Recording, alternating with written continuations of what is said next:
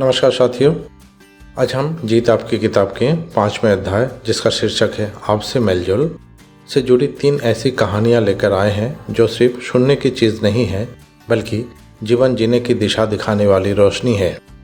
ये कहानियाँ हमें सिखाती है कि ईमानदारी का कोई विकल्प नहीं होता, आधा सच बोलना भी एक तरह का छल होता है और जीवन की सबसे बड़ी ताकत क्षमा करना और आगे बढ़ना है।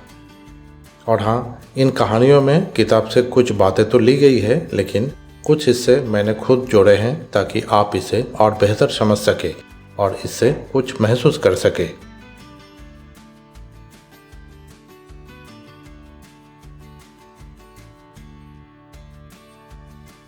चलते हैं पहली कहानी की ओर, जिसका थीम है द्वेष ना रखे, क्षमा करे और भूल जाए।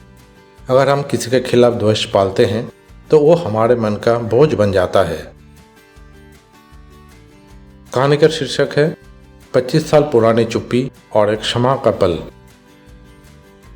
जिम और जेरी बचपन के घनिष्ठ मित्र थे, लेकिन किसी अनबन के कारण उनके रिश्तों में दरार आ गई और उन्होंने 25 साल तक एक दूसरे से बात तक नहीं की। समय बीता और एक दिन जेरी गंभीर बीमारी के चपेट में आ गए। वो मित्रशैया पर पड़ा हुआ था। उनके मन में एक ही बात थी, बैर और बोझ लेकर वो नहीं मरना चाहता था। उसने अपने पुराने दोस्त जिम को बुलवाया। जिम थोड़ा हिचकिचाया, लेकिन उसने तय किया कि वह पुराने मतभेद भुलाकर दोस्त से मिलेगा।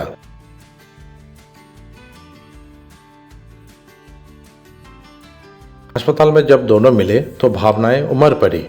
उन्होंने पुरानी यादें ताज़ा की, आपसी शिकायतों को पीछे छोड़ा और खुलकर दिल की बातें की। जब जिम जाने लगा तो जेरी ने मुस्कुराते हुए मजाक से कहा, अगर मैं नहीं मरा तो याद रखना कि ये माफ़ी मानना नहीं होगी। ये एक हल्का फुल्का संवाद था, लेकिन उसमें गहराई छिपी थी। जिंदगी बहुत छोटी है द्वेष के लिए। अब इस कहानी का सीख को समझते हैं। अगर हम किसी के खिलाफ द्वेष पालते हैं तो वो हमारे मन का बोझ बन जाता है। क्षमा करना कमजोरी नहीं, सबसे बड़ी ताकत होती है। रिश्तों में दरारें हो सकती है, लेकिन उन्हें ठीक किया जा सकता है अगर हम अपने अहम को पीछे रख दें। माफ करने से सामने वाला नहीं, हम खुद आज़ाद होते हैं। अब चलते हैं दूसरी कहानी की ओर। कहानी का थीम है सच्चा, ईमानदार और निष्कपट बनने की प्रैक्टिस करें। ईमानदारी केवल बाहरी व्यवहार नहीं बल्कि एक आंतरिक गुण है। ये हमें हमारे हर काम में निष्ठा, सच्चाई और पारदर्शिता बनाए रखने की प्रेरणा देती है। ये आदत नहीं, चरित्र का हिस्सा होनी चाहिए। कहानी का शीर्षक है एक सेर मक्खन। एक छोटे गांव में एक किसान प्रतिदिन पास के शहर में एक बेकार को मक्खन बेचने जाया करता था। यह सौदा सालों से बिना किसी विवाद के चलता आ रहा था, लेकिन एक दिन बेकार को संदेह हुआ कि शायद किसान उसे पूरा मक्खन नहीं देता। बेकार ने घर लौटकर मक्खन को तोलने का फैसला किया और पाया कि वो एक सेर से थोड़ा कम है। वो गुस्से से भर गया और किसान को धोखाधड़ी का आरोप लगाते हुए अदालत में ले गया। जज ने किसान से पूछा, क्या तुम मक्खन तोलने के लिए कोई बाट का इस्तेमाल करते हो? किसान ने सिर झुकाकर जवाब दिया, हुजूर, मैं पढ़ा लिखा नहीं हूँ, मेरे पास कोई बाट नहीं है, लेकिन बस एक तराजू है। जज ने फिर पूछा, तो फिर तुम एक सेर मक्खन कैसे देते हो? किसान ने मुस्कुराते हुए कहा, मैं बरसों से इस बेकर से एक सेर ब्रेड खरीदता हूँ और उसी ब्रेड को बाट बनाकर मक्खन तोलता हूँ। अब जज मुस्कुराया और फैसला दिया, अगर किसी ने धोखा दिया है तो वो बेकर खुद है। जो दूसरे को दोगे वही लौट कर आएगा।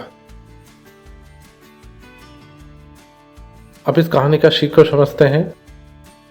हम जैसा व्यवहार दूसरे के साथ करते हैं वैसा ही हमें लौट कर मिलता है। ईमानदारी दिखाने की चीज़ नहीं है, निभाने की बात है। न्याय की डोर सच्चाई से जुड़ी होती है, न कि चालाकी से। सच्चा, ईमानदार और निष्कपट बनने की प्रैक्टिस करें। अब आज के वीडियो का तीसरी और आखिरी कहानी।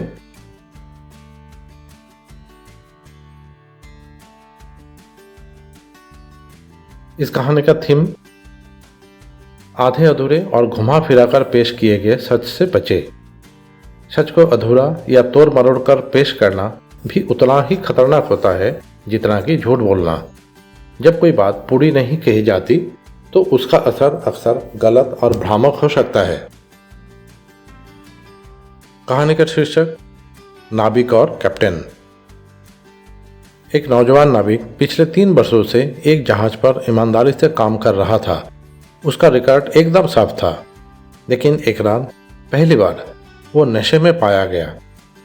कैप्टन ने ईमानदारी से रजिस्टर पर दर्ज कर दिया, आज रात नाविक नशे में था। नाविक ने जब यह पढ़ा तो वो चिंता में पड़ गया। उसने विनती की, सर कृपया ये जोड़ दे कि 3 साल में यह पहली बार हुआ है, ताकि पूरा सच सामने आए। कैप्टन ने जवाब दिया, मैंने सिर्फ वही लिखा जो सच था, ना आज कम ना ज़्यादा। अगले दिन रजिस्टर भरने की जिम्मेदारी नाविक की थी। उसने लिखा, आज रात कैप्टन ने शराब नहीं पी। कैप्टन ने जब ये पढ़ा तो वो चौंक गया। उस एक पंक्ति से ये आभास हो रहा था कि जैसे बाकी सभी रातों में वो शराब पीता हो। कैप्टन ने गुस्से में कहा, यह वाक्य भ्रामक है, इसमें पूरी बात नहीं लिखी गई। नाविक मुस्कुराया और बोला, लेकिन मैंने भी तो सच ही लिखा है, जैसे आपने किया था। इस घटना से एक बात साफ होती है, सिर्फ सच बोलना काफ़ी नहीं है, उसे पूरी तरह निष्पक्षता से और बिना मंशा के तोड़े बिना पेश करना जरूरी है। अब इस कहानी का मोरल को समझते हैं। अधूरा या तोड़ा मरोड़ा सच भी झूठ जैसा ही घातक हो सकता है। सत्य सिर्फ शब्दों से नहीं, भावना और संदर्भ से भी परिभाषित होता है। पूरी और निष्पक्ष सच्चाई ही ईमानदारी की असली पहचान है। तो दोस्तों, जब भी जिंदगी में कोई चुनाव हो, ईमानदारी चुनिए, भले रास्ता कठिन हो। सच को पूरी सच्चाई से कहिए, ना कि आधे अधूरे रूप में। और सबसे जरूरी, दिल से माफ करना सीखिए, क्योंकि जीवन द्वेष के लिए बहुत छोटा है। अगर आपको ये कहानियाँ प्रेरणादायक लगी तो इस वीडियो को शेयर कीजिए और कमेंट करके बताइए कि आप इनमें से किस सीख को अपनी ज़िंदगी में लागू करेंगे। अगली कहानी में फिर मिलेंगे एक नई सीख और नई रोशनी के साथ। हमेशा स्वस्थ रहिए, खुश रहिए, परिवार का बहुत ख्याल रखिए। धन्यवाद।